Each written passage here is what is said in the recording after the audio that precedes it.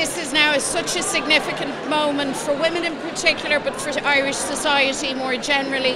And I know even people who had a reservation or who were uneasy and who might feel alarmed today, I just want to say to you that this is another step forward in a more open, tolerant Ireland that's good for all of us. For those 170,000 women who've had to travel outside the jurisdiction, yes. What sort of a message does this vote send to them? Well, I was out yesterday getting the vote out, and I met a woman with her kids in Coolock, and she said it best. She said, "Today I feel like Ireland is mine again."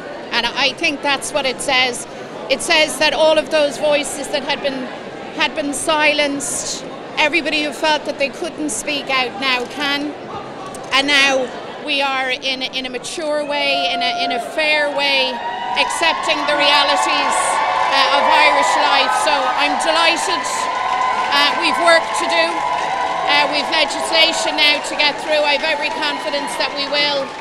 And so again, well done to every single person who made that happen.